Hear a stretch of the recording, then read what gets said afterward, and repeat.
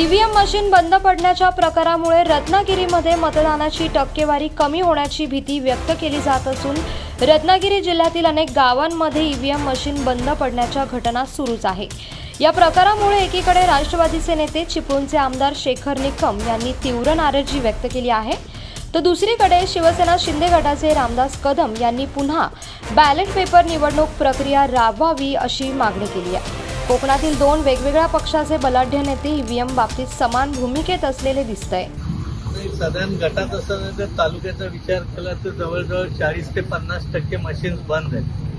एक मशीन एक दोन तीन चार वेळा आणल्यानंतरही बंद करतायत। त्यामुळे हे खूप म्हणजे लोकांमध्ये पण त्यामुळे शक्यतो वातावरण या निमित्ताने निर्माण होतं। असं कधी कुठच्या इलेक्शनला झालं नव्हतं की एवढी मशीन बंद पडण्याची। आता ह्याच कॉलनीच्या बूथचं जर तुम्ही सांगायचं झालं तर किमान 50 लोक हे गाडीची रिझर्वेशन आणि सगळ्या गोष्टीमुळे आज पुण्याने मुंबईला परत निघून गेले आणि हा त्यांचा मतदानाचा हक्क या अनागोदी कारभारामुळे झालेला आहे। हे खूप मोठी म्हणजे याच्याबद्दलचा हे आक्षेप इथल्या देखील लोकांनी व्यक्त केला। हो, ही पहिलीच वेळ आहे अशी की एवढ्या मोठ्या प्रमाणात एखाद्या वेळी सगळ्या तालुक्यामध्ये एखादं मशीन गडबड व्हायचं, पण आता तर सरस होऊन आला की उचलायची भीती वाटते की प्रत्येक कार्यकर्ता मशीन बंद आहे आणि हे आता सगळ्यांना सांगून आता अधिकाऱ्यांना पण कलेक्टर पासून सगळीकडे आपण ह्या सूचना केलेल्या आहेत। आता आगव्याचं मशीन 2.5 तास बंद आहे आज तिथं बाहेर, आणि ती जी मुलगी आहे ऑपरेटर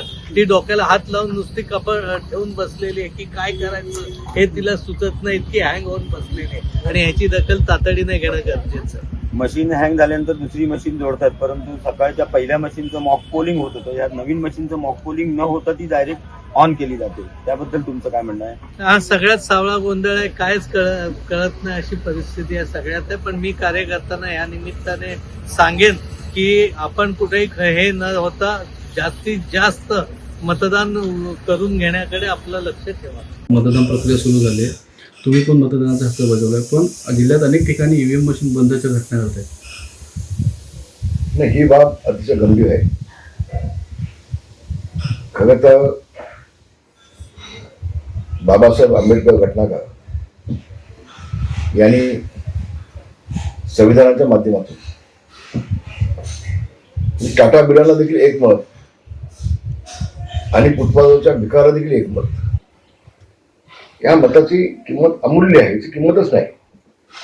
आणि हे आपला मतदानाचा हक्क बजावून लोकशाही जिवंत करण्यासाठी ज्यावेळेला मतदान जात आहेत त्यावेळेला अनेक ठिकाणी ज्या मशीन आहेत, ईव्हीएम मशीन ज्या आहेत त्या बंद पडत आहेत। आज सकाळी माझे बंधू अण्णा ते उमेदवार आहेत, त्यांना 30 मिनिटं थांबायला लागलं बाहेर।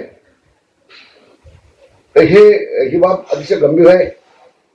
याबाबत मी निवडणूक आयोगाकडे लेखित तक्रार करणार आहे। जरी सत्ता आमची असली, सरकार आमचं असलं तर नियोजन आवश्यक आहे ना।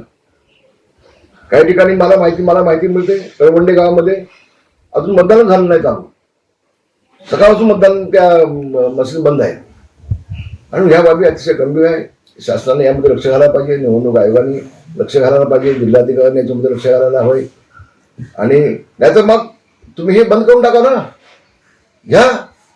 याच्या आधी जसे लोकशाही जिवंत होती, शिक्का मागायची बॅलेट पेपर, तसं घ्या। मग हे ना तुम्हाला व्यवस्थित राबवता येत नसेल आणि 2-2 तास 3-3 तास लोकांना थांबायला असेल तर बॅलेट पेपरवरती घ्या मतदान। मग मला काय अडचण नाही, बिलकुल अडचण नाही मला।